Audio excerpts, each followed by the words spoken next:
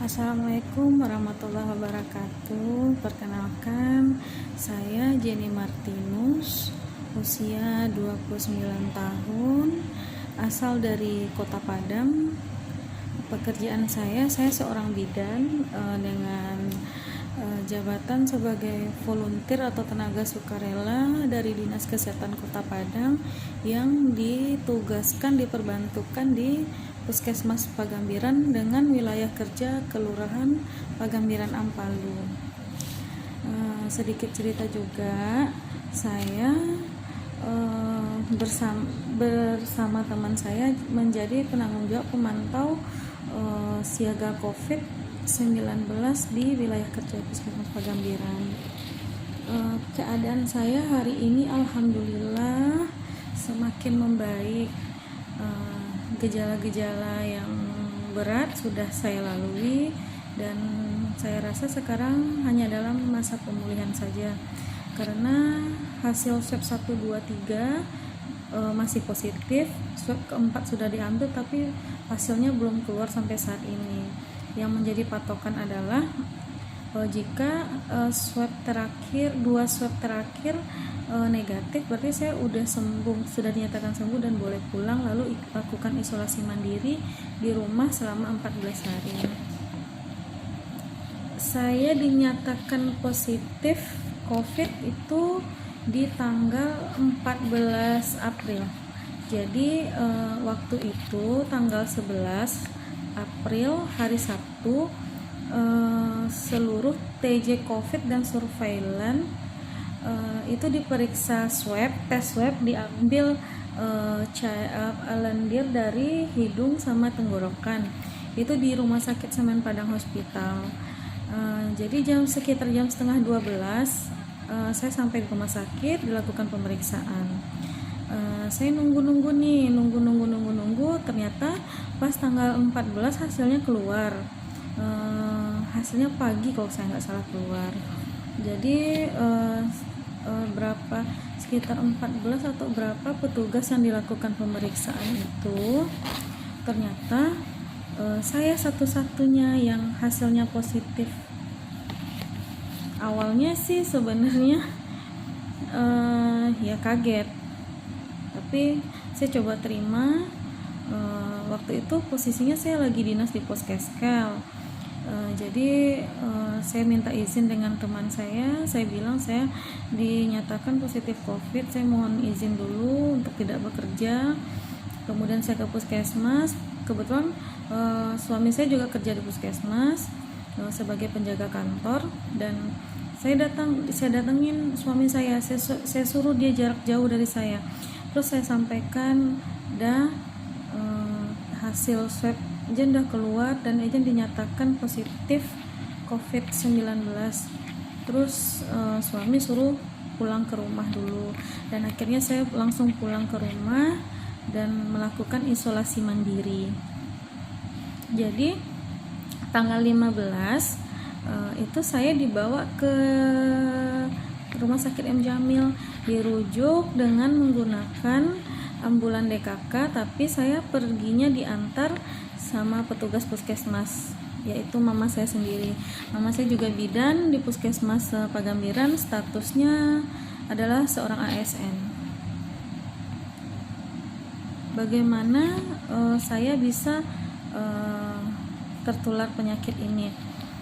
Kalau awalnya saya menduga saya dapatnya dari pasien, karena saya kan juga selain koordinasi dengan RT RW, kader, Bapak Lurah, Bapak Camat tentang PPT, pelaku perjalanan terjangkit yang baru datang dari daerah terjangkit, melalui WhatsApp saya juga menerima PPT dan ODP yang datang melapor ke Puskesmas Pagambiran.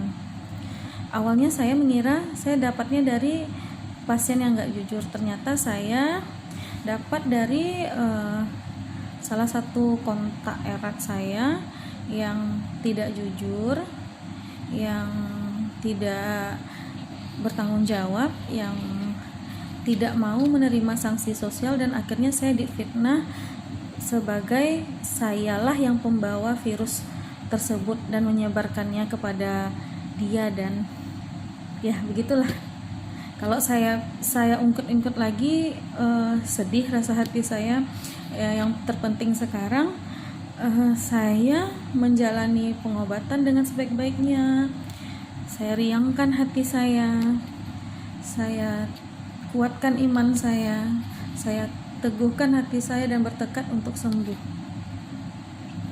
Gejala yang saya alami awalnya saya tanpa gejala, tapi gejala yang sebenarnya itu muncul ketika di hari kelima saya dirawat. Seperti saya batuk terus menerus, kemudian hidung saya tidak terasa ada penciuman, lidah saya tuh udah nggak ada rasanya, manis, asam, asin, pedasnya udah nggak ada rasa. Terus yang paling menyiksa itu air liur saya tuh bener-bener nggak ada di mulut, dan itu rasanya kering banget, sakit banget sampai ke kerongkongan.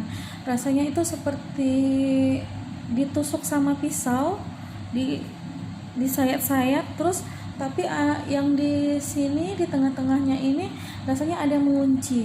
Jadi menusuk iya, teriris iya, dan tercekat iya. Kemudian saya seperti kejang ringan, tidak kejang seperti yang di TV-TV, tapi agak kejang ringan. Gejalanya seperti itu yang saya rasakan. Tapi saya nggak ini ya, sampai nggak hilang akal, sampai nggak panik. Ketika serangan itu datang, saya coba untuk duduk dari tidur saya. Kemudian saya ke kamar mandi ambil wudhu, lalu saya lakukan sholat taubat 2 rakaat dan saya lakukan sholat tahajud 12 rakaat.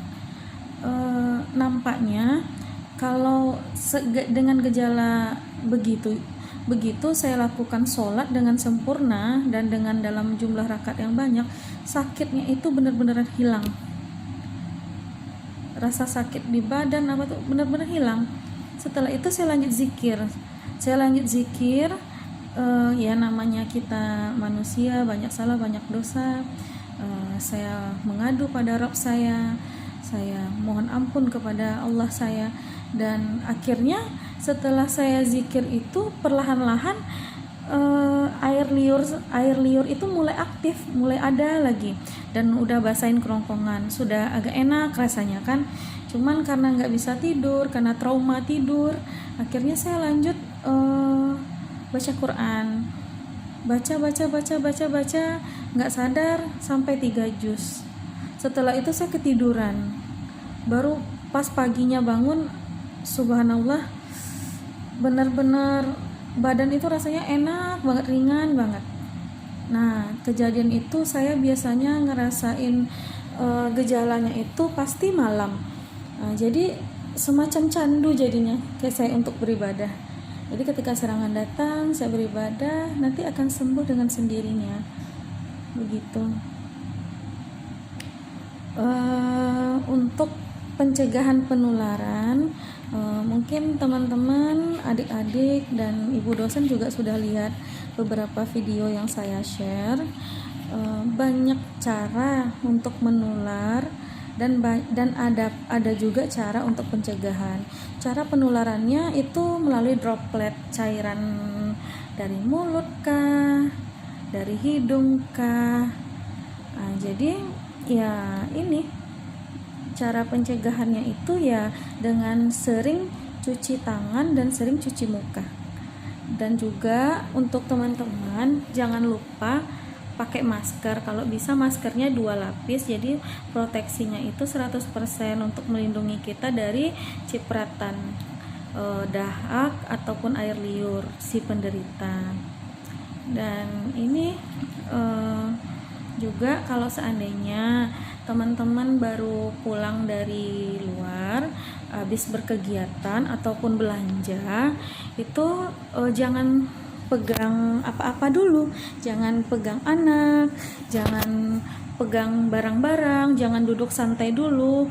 Lebih baik langsung masuk ke kamar mandi, cuci tangan dulu, habis itu buka maskernya, buka bajunya, habis itu cuci tangan lagi,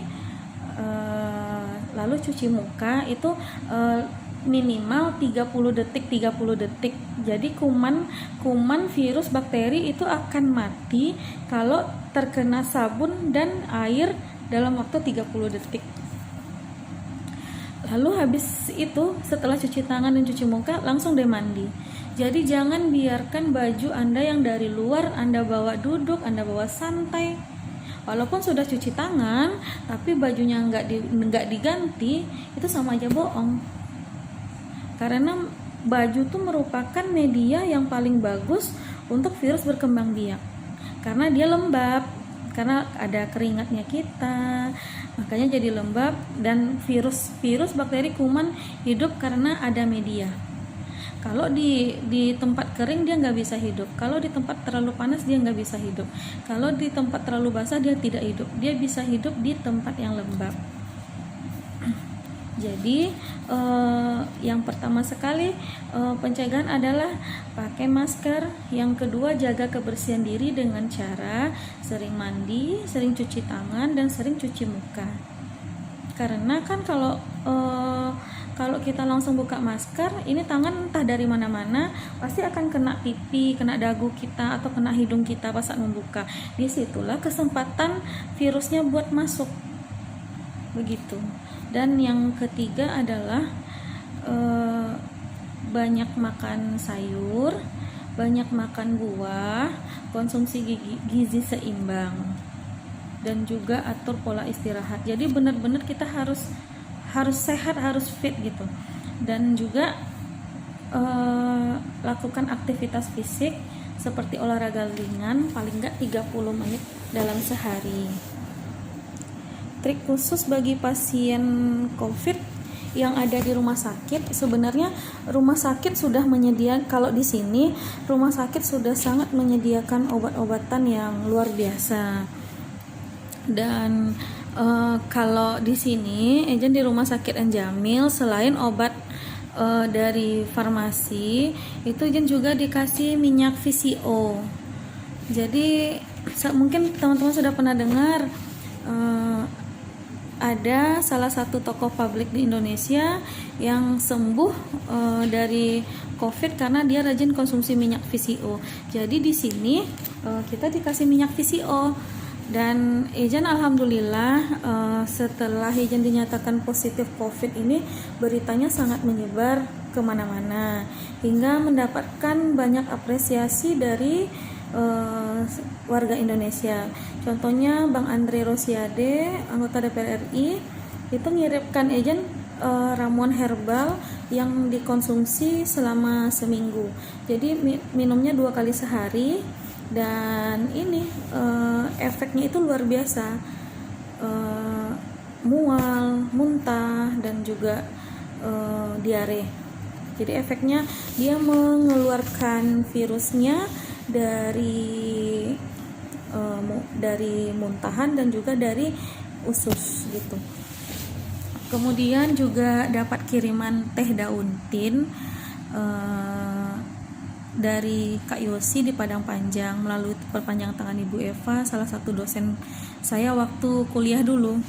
Dan juga ada kiriman dari Desmond Farm, itu saya dikasih propolis 4 botol, masing-masing saya dapat 2 botol. Jadi suami saya 2 botol, sayanya 2 botol. Terus juga dikirimin juga madu galo-galo namanya. Jadi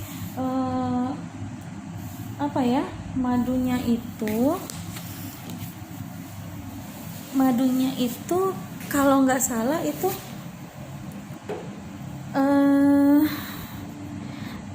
sejenis lebah tanpa sengat atau stingless bee yang menghasilkan madu dengan nilai gizi dan terapi yang tinggi. Jadi seperti ini madu galo-galonya. Rasanya itu manis dan asam, dan efeknya juga sangat luar biasa. Saat saya menderita COVID ini lebih sering ke ini ya, mungkin karena terlalu kering, jadi akhirnya sariawan, bibir pecah-pecah walaupun banyak minum. Dan semenjak saya konsumsi madu ini, itu ekskresi air liur saya itu tidak pernah kering, bagus, dan sariawan saya alhamdulillah sembuh, dan juga bibir pecah-pecahnya mulai berkurang. Sebenarnya banyak sih ramuan, jadi saya minumnya bergantian. Obat-obat herbal yang dikirim teman-teman yang sebelumnya tidak pernah saya kenal, dan karena partisipasinya untuk tenaga kesehatan honorer ini begitu tinggi, dan saya bersyukur sekali ternyata ada yang perhatian dengan keadaan saya yang seperti ini. Banyak ada yang kirim masker, ada yang kirim hand sanitizer, dan begitu banyaklah bantuan dari baik instansi pemerintah maupun dari individu. Kemudian pesan saya untuk masyarakat Indonesia, lebih baik di rumah aja, patuhi apa yang menjadi himbauan pemerintah. Semua yang pemerintah lakukan, semua yang pemerintah anjurkan itu sudah yang terbaik. Jen tahu keadaan sekarang itu nggak memungkinkan untuk kita berdiam diri di rumah saja, karena ada anak yang akan dikasih makan, ada istri yang harus kita kasih nafkah. Tapi melihat keadaan sekarang, penularan virusnya itu kan sudah luar biasa. Jadi memang langkah terbaik itu adalah di rumah saja.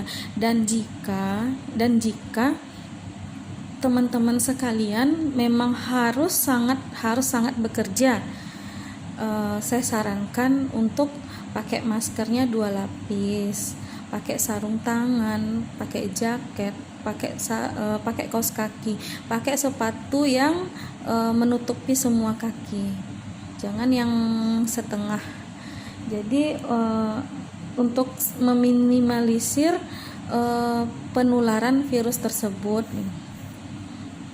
Dan jika kalau pakai masker kain, harap diganti sekali 3 jam atau sekali 4 jam.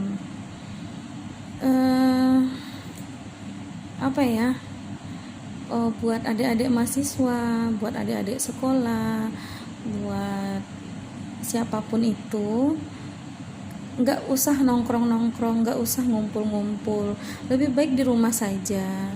Semakin Anda sering nongkrong di luar, itu akan semakin besar resiko untuk terpapar virus COVID ini, karena kita nggak pernah tahu siapa yang terpapar, siapa yang membawa virus ini, kita nggak pernah tahu, karena nggak ada ciri-ciri khas yang menunjukkan kalau orang tersebut terpapar virus COVID.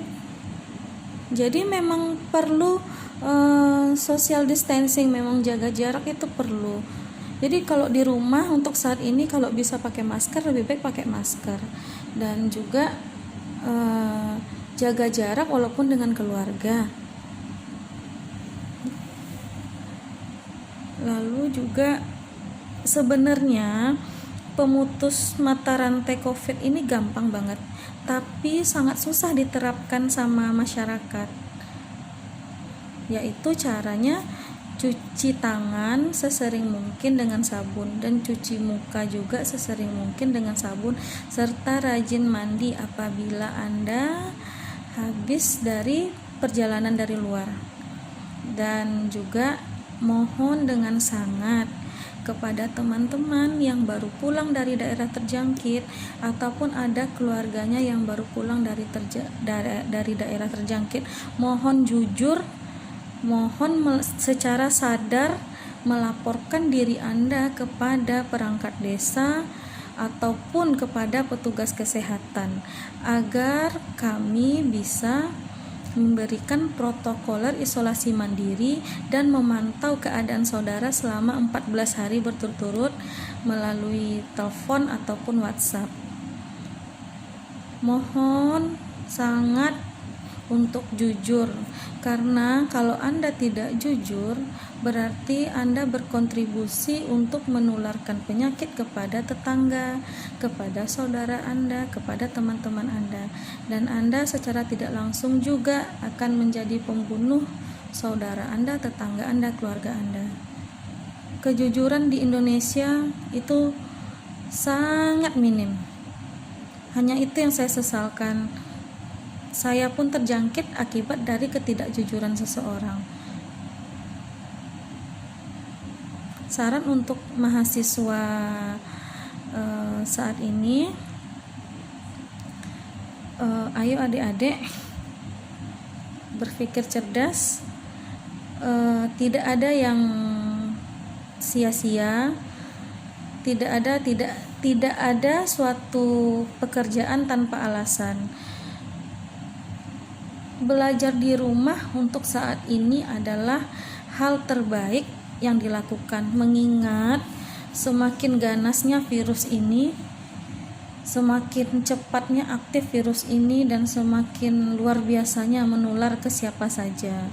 Jadi kalau seandainya adik-adik tetap ngotot untuk melakukan kegiatan di kampus, berarti adik-adik ingin terjangkit virus tersebut. Jangan pernah katakan bosan belajar di rumah. Kalian bosan belajar di rumah, tapi kalian tidak tahu bagaimana sulitnya dosen kalian membuat materi konferensi, telekonferensi dengan kalian, dan memeriksa kegiatan, memeriksa hasil-hasil tugas yang kalian bikin satu persatu. Kadang mereka lupa waktu, jam 2 malam, jam 3 malam masih meng-cross check pekerjaan kalian. Jadi mohon pengertiannya agar tetap sabar, tetap tabah untuk belajar di rumah aja. Jangan pernah bilang bosan, jangan pernah menolak untuk belajar di rumah, karena itu demi kebaikan kalian, demi kebaikan dosen, dan demi kebaikan kita bersama. Alhamdulillah hari ini sudah 13 hari saya dirawat. Awalnya saya suka down, tapi semakin hari semakin saya persiapkan diri saya untuk tidak menangis lagi. Makanya saya juga mohon maaf, mungkin di video-video saya sebelumnya saya terlihat sendu karena saya belum saya terima sakit saya, tapi saya tidak terima fitnahan yang terjadi pada saya. Setiap sholat saya menangis, setiap mengaji saya menangis. Tapi untuk hari ini saya sudah bertekad saya tidak menangis. Saya akan melihatkan wajah tegar saya kepada semua orang. Karena untuk bisa bangkit, bisa sembuh dari penyakit ini, yang pertama kali dibutuhkan adalah semangat, riang hati, gembira selalu, dan juga kita harus lebih mendekatkan diri pada Allah, pada Tuhannya kita. Saya bersyukur dirawat di sini, seperti yang teman-teman bisa lihat di Facebook saya, di video-video saya. Ruangan ini hanya ada tempat tidur, tidak ada kulkas, tidak ada televisi, tidak ada dispenser. Jadi benar-benar kosong, memang benar-benar untuk istirahat. Orang pikir akan bosan, tapi bagi saya ruangan ini sangat pas untuk penderita COVID agar bisa beribadah lebih khusyuk menghadap Allah. Dan juga karena tidak ada televisi, ya kita tidak terlena dengan hiburan dunia. Jadi setiap begitu waktu sholat masuk, kita bisa langsung sholat, dan bisa juga ngerjakan sholat sunnah. Dan di sini saya di kamar saya di ruang isolasi COVID-19 RSUP Dr. M. Jamil Padang, kamar Pinere 3, itu kacanya transparan.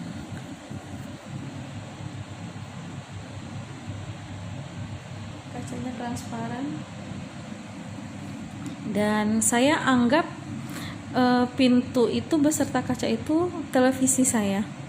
Jadi saya menonton saat perawat, saat dokter, saat CS lalu lalang dengan kegiatannya. Perjuangan mereka sangat luar biasa. Saya dirawat dengan sangat baik di sini. Mereka bukan menganggap saya pasien, tapi kami sudah seperti saudara kandung. Mereka tak kenal lelah merawat saya, selalu menanyakan keadaan saya. Dan teman-teman bisa bayangkan bagaimana panasnya, bagaimana lelahnya memakai baju APD itu selama berjam-jam. Baru 5 menit saja pakai, kacamatanya sudah berembun. Kadang mereka sudah kelelahan, letih berjalan, apalagi sekarang pasien terlalu banyak yang masuk ke sini, hingga pavilion embun pagi pun dijadikan untuk isolasi COVID. Semua yang ada di sini adalah korban dari ketidakjujuran, dan ada juga pelaku ketidakjujuran di sini yang membuat diri mereka, keluarga mereka, dan orang-orang sekitar mereka jadi tertular virus ini.